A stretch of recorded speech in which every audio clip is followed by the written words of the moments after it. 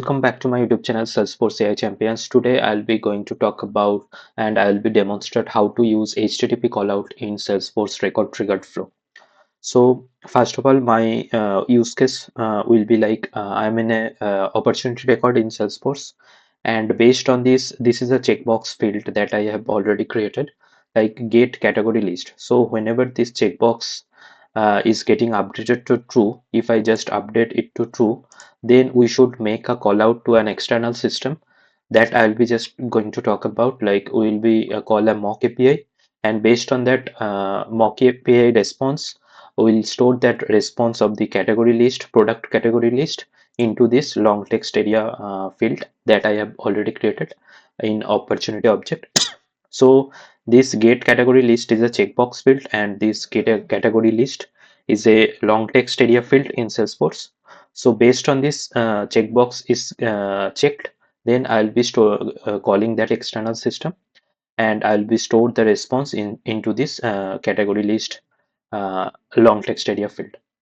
So the use case is simple, and now I'll be showing the mock API. So I'll be using this dummy JSON, and in here we can see different APIs are available, like get a single product, search product.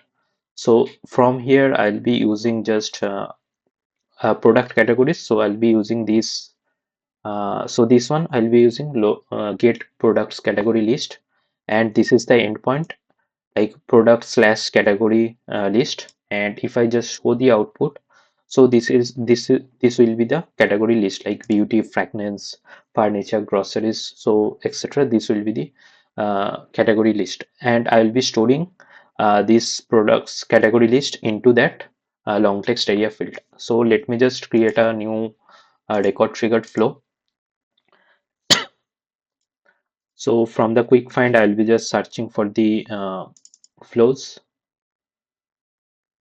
and I'll be just clicking on this new flow button to create a new flow. In the triggered types, I'll be selecting the triggered types, and from the triggered types, I'll be selecting this record triggered flow, and the object should be opportunity. And whenever the opportunity is getting updated, and the condition will be what? The condition will be this get category list is getting true. So this will be our condition. So from the condition requirements, I'll be selecting this all conditions are met, and in here I'll be choosing that checkbox field get category list. So whenever this is true, then only we want to execute our flow, and we want to call the external system. So I'll be selecting this one only when the record is updated to meet the condition requirements. So I'll be choosing this option, and in here we can see that there is an option to add asynchronous path. So we'll be adding our HTTP callouts in the asynchronous path, so that the whenever the resource is available, then only this path will be executed. So in here this is the toggle. So on clicking on turning on the toggle, we can just add this asynchronous path. Like an asynchronous path is required for flows for involved in external system. So let me just quickly save the flow. So I will be providing the name like HTTP callout in record triggered flow in SFDC demo. Let me just quickly save this one. And now so our initial triggering point is set up, like whenever the opportunity is getting updated, and whenever the opportunity is getting updated with the field value, like this category list checkbox is getting true, then only we want to execute our HTTP callout. And on clicking, so in the run asynchronous path, I can click on this add element action. So in here we can just add this action element, and in the add action element we can see this create HTTP callout option, right? So I'll be just click on this create HTTP callout, and we'll be redirected to this screen. So I'll be providing our callout name like get category list. So there should not be any spaces in the name. So get category list, get product category list. And in the I have already created a name credential, so I'll be using this name credential dummy JSON name cred. So I have separated tutorials on how to create a name credential, how to create this external credential and provide the respective access using permission set or profiles. So I'll be adding that tutorial link in this video description. So I'll be using this name credentials. So name credentials is nothing but we can make authenticated callout to an external system from Salesforce using this name credential. And whenever we are just using the name credential, we don't have to use the remote site settings. So that's the benefits of using name credential. And in the name credential, we can see that this is the base URL is already there, like HTTPS dummy JSON. So this base URL is already there. So now I'll be just click on this next, and in here we just provide the action name, configurable invocable action. And in here we can see that this method, different methods are there, like HTTP methods are there. So I'll be using this get method since we want to fetch all the category list. So this will be the our uh, get method. So I'll be providing the name like get product categories. And in the URL setup path, we can see that already the base URL is already there. So I'll be providing the remaining URL path, and that will be this one, slash products slash category list. So this we just have to provide, and there should not be there is no query parameters. We are not passing any IDs as of now.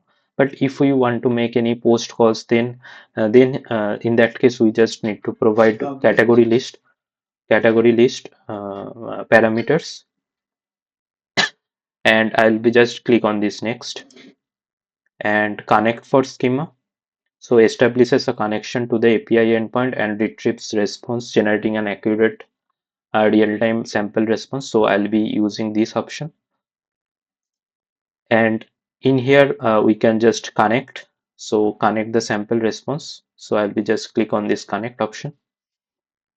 And in here we can see that response is status code is 200, and in here we can see that all our respective responses are getting, we are just getting the category list we are just getting, and the status code is 200. So I'll be just click on the next, I'll be just click on this save button, and our action for this action for HTTP callout is done. And I'll be just providing the name like action HTTP callout action.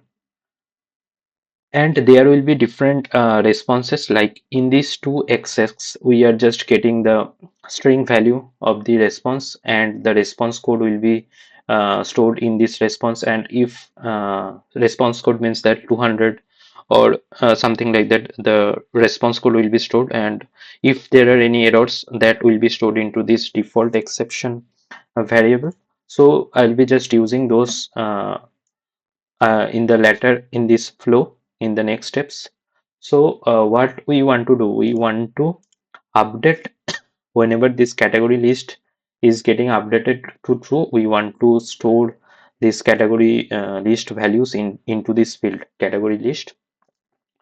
And now what we can just add a decision element for our safe execution, like whenever this HTTP response code is 200, then only we want to execute the next step of next steps, like updating the opportunity with updating the opportunity with those category list. So I'll be providing the label like status code is 200.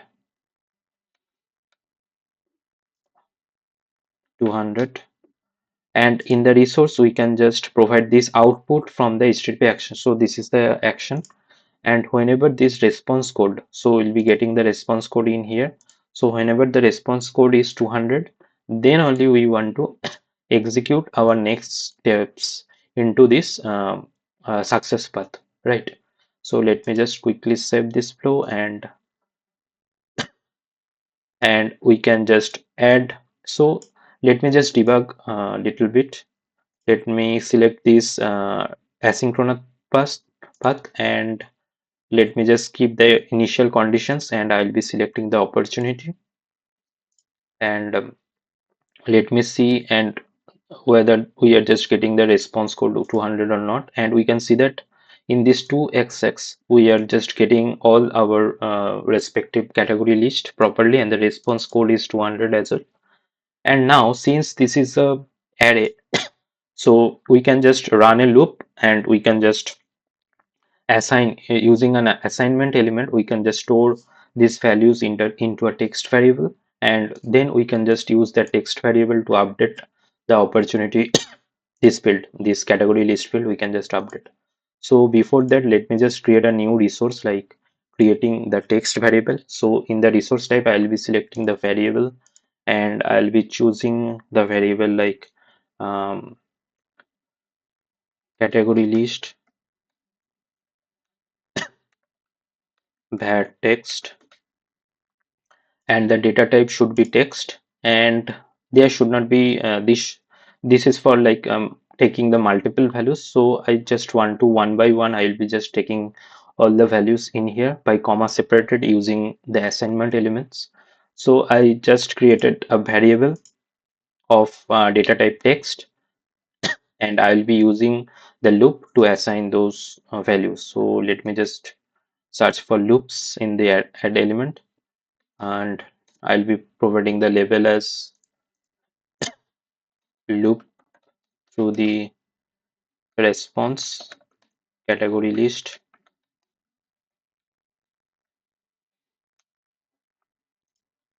And in the collection variable, so that is a collection variable. So in here action, I'll be just choosing this output. Since in here we are just getting all our responses, and this will be okay, like specify direction for iterating over collection, like first item to last item, that is okay. And in here I'll be just using an assignment element to assign all the responses of the category list one by one into our variable, like assign category list into the var. So now in the set variables I'll be choosing this one, like category list var text, and in here I'll be using this operator add, and I'll be using this current item from loop. So one by one uh, element of that collection will be adding in here. Since we just want to be we want to store all the values in this text variable by comma separated, so we can just add a comma after each variable is getting captured into this variable. So I'll be adding the text var, and I'll be choosing the operator add, and I'll be just inserting a comma, simple comma in here, so that we can see that after each element we can get this comma, like beauty comma fragrance comma furniture, that in that way although all the values will be saved. And now let me just quickly save this flow, and we are good to go to update our opportunity record. And in here, like in the outside of the loop, I can just add element, and I can just search for update the triggering record. So update the op record, I'll be providing the label as update the op record. And how to find the records to update and set their values, in here I'll be choosing like use the opportunity record that triggered the flow.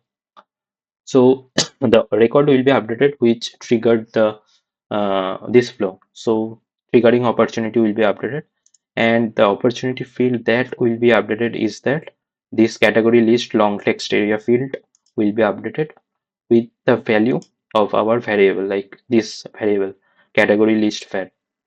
So in here all the responses are getting stored. Now let me just save and debug the flow, and let me just check whether this field is getting updated now or not. And let me just debug this one. We can just select this run asynchronously. Let me just select this skip start conditions. Since I am not updating the opportunity, that is why I am just for debug purpose I am selecting this option. And let me just run the flow, and we can see that the flow got executed successfully. and let me just see, and we can see that the category list field is getting updated all the respective values, right? So now I can just save the flow and just test at real time. Let me just activate this flow, and I'll be go to the opportunity record, and I'll be just updating this get category list checkbox to true, and let me just save this one, and let me just refresh this page, and we can see that all the category list are, are getting stored into this field.